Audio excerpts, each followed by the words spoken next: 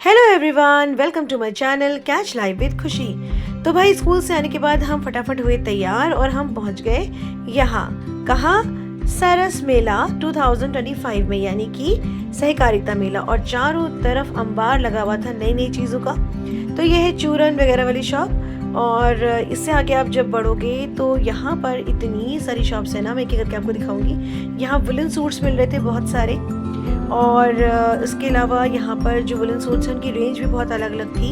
ये 900 से लेके 5000 तक के थे। और उसके बाद ये आर्टिफिशियल झुमकों वाली शॉप, यहाँ पे भी बहुत सारे आर्टिफिशियल ज्वेलरी मिल रही थी। और उसके आगे जब मैं बढ़ी तो मैंने देखा कि यहाँ पे मिल रही थी कंबल और गर्म चादर। उसके बाद ढेर सारे तरह तरह के अचार और ये मोजरियाँ जो लोग फ्लैट जूतियाँ पहनना पसंद करते हैं। उसके बाद ये थी हमारी उत्तराखंड की एक शॉप जो किचन वगैरह बनाते हैं हाथ से, वो था। और ये है पूरा लुक सहकारिता मेला का। तो इसमें चारों तरफ से कैनोपीज लगी हुई हैं जिनके अंदर अलग अलग चीज़ें बिक रही हैं। और सामने एक स्टेज बना हुआ है कलाकारों के प्रोत्साहन के लिए, जहां कलाकार जो है वो सांस्कृतिक कार्यक्रम प्रस्तुत कर रहे थे। और ये हमारी खुशी रानी थोड़ा सा इतरा रही हैं, थोड़ा टहल रही हैं। और उनको उसको बहुत मज़ा आ रहा है क्योंकि उसको ही यहाँ घुमाने लाना था। तो बड़ी खुश है। और उसके बाद हम पहुँचे फर्नीचर वाले सेक्शन में। यहाँ पर हाथ का बना हुआ फर्नीचर है और ये फर्नीचर बहुत ही प्यारा है, बिल्कुल विंटेज लुक वाला फर्नीचर है जैसे पुरानी हवेलियों में हुआ करता था। और उसके बाद ये है दालें और भांग वगैरह बिक रहा था। उसके बाद खुशी वापस पहुंच गई विंटेज फर्नीचर वाली शॉप पे और वो कही थी मम्मा मेरे लिए झूला खरीद लो। तो मैंने उससे बोला कि बेटा थोड़ी घर में स्पेस जब बन जाएगी तो ज़रूर खरीद लेंगे। और उसके बाद हमने पूरा लुक लिया, देखा कहाँ पे क्या मिल रहा है। और फिर हम पहुँचे यहाँ पर जहाँ पर कारपेट्स वगैरह मिल रही थी, कारपेट, रग्स और डोरमेट्स वगैरह थी, काफ़ी अच्छी थी। और उसके बाद ये हाथ के बने हुए बहुत ही खूबसूरत फ्लावर पॉट्स थे और वाकई में इसमें जो वर्क हुआ था ना वो बहुत ही सुंदर था। तो अगर आपके घर में ऐसी स्पेस है जहाँ पर आप इनको लगा सकते हो तो प्लीज़ ज़रूर लो। लेकिन जिनके घर में छोटे बच्चे हैं उनको थोड़ा सोचना पड़ेगा। और यहाँ पर ये एंटीक स्टाइल की घड़ियाँ थी, यहाँ तक कि पर्स भी इन्होंने लकड़ी के बना रखे थे। तो बड़ा ही अच्छा लगा ये गोल गोल सा जो पर्स है। उसके बाद हम पहुंचे उत्तराखंड वाली शॉप पे जहाँ पे याक के बालों से बना हुआ ये कुछ मिल रहा था। तो ये जीविशा के लिए बड़ा ही एक्साइटिंग था। उसके बाद मैंने कहा देख जीविशा ये मेरी शॉप है, क्योंकि ना इस ज्वेलरी शॉप पे मेरा नाम लिखा है दिव्या। तो उसने कहा मम्मा नाम लिखने से कोई चीज़ ना किसी की होती नहीं है। तो मैंने कहा भाई बच्चों को आजकल बेवकूफ़ बनाना ही बड़ा मुश्किल काम है। उसके बाद हम आगे पहुँचे, हमने एक राउंड और लगाया और देखा और नया क्या मिल रहा है। उसके बाद हमने कहा कि चलो थोड़ा सा प्रोग्राम भी देखते। तो हमने वहाँ पे खड़े होकर थोड़ा सा डांस देखा, फिर हमारे पैर दुखने लग गए और फिर हमें एक चेयर मिल गई। तो हम दोनों माँ बेटी उस चेयर में शेयर करके बैठ गए। और फिर हमने यहाँ बच्चों का ये पहाड़ी डांस देखा जो बच्चे बड़ी मेहनत से प्रिपेयर करके लाए थे और अच्छा कर रहे थे। उसके बाद एक दो प्रोग्राम और हुए जिनको हमने इंजॉय किया।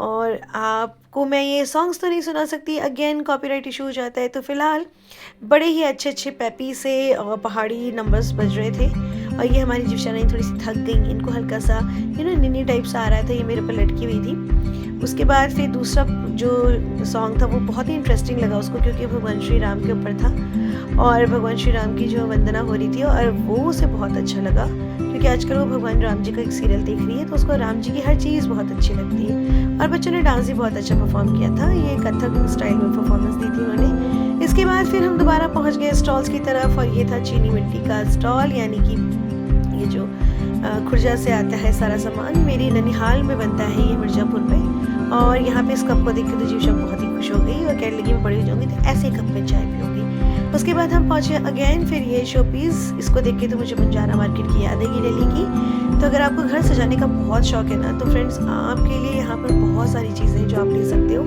आपको पर्टिकुलरली बंजारा मार्केट जाने की ज़रूरत नहीं है। और उसके बाद फिर ये बड़े बड़े कॉफ़ी मग्स, विंटर्स आ गए हैं और कॉफ़ी और हॉट चॉकलेट तो पीनी होती है तो आप ये मग्स ले सकते हैं। साथ में बहुत प्यारी क्रॉकरी भी थी यहाँ पर, बहुत अलग तरह की क्रॉकरी थी और रेट सबके बिल्कुल ही सही लगा रखे थे उन्होंने। मैंने जितनी भी चीज़ों के कॉस्ट पूछे मुझे कुछ भी महंगा नहीं लग रहा था कि लोगों ने एक्सेसिव रेट लगा रखे हैं। रेट्स बिल्कुल सही थे, जो जायज़ रेट है वही थे उनके। उसके बाद जीविशा को झूला फिर से बहुत पसंद आ गया तो उसने बोला मम्मा पहले बार से तो ये छोटा है इसको ले लेते। मैंने बोला बेटा इसको भी रखने की फ़िलहाल अभी घर में जगह नहीं है। एंड देन शी सेड कि मुझे ये सिपर चाहिए। तो फाइनली मैंने उसके लिए ग्लास सिपर खरीद लिया, क्योंकि बच्चों को जब हम जाते हैं तो उनके पसंद की कुछ चीज़ें तो खरीदनी चाहिए। काश इसके अंदर ही वो जूस पी लें, क्योंकि वो जूस पीती नहीं है।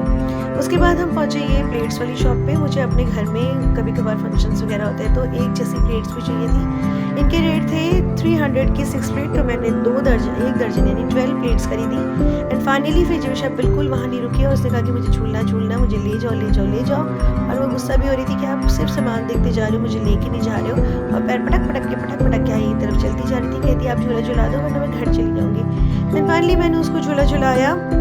उसके मतलब कि कुछ ही झूले थे, वहाँ पे ट्रेन थी और एक बड़ा ही प्यारा सा ये जंबो एलिफेंट वाला झूला भी आया था। तो उसमें वो बैठी, लेकिन थोड़ी देर बाद उसका सर घूमने लग गया और उसने कहा कि मम्मा मुझे उसमें से उतार दीजिए। तो फिलहाल बच्चों का ऐसे ही होता है, कभी वो झूला झूलने के लिए रो रहे होते हैं और कभी वो झूले पे से उतरने के लिए रो रहे होते हैं। तो फिलहाल 1-2 राउंड उसने वहाँ पे झूला और झूला बहुत ही क्यूट लग रहा था यार। और खुशी भी उसमें बैठी हुई बहुत ही क्यूट लग रही थी, पर क्योंकि बच्चों का मन बदलता रहता है तो थोड़ी 2-4 राउंड लगाने के बाद फिर मैंने उसे उतार लिया।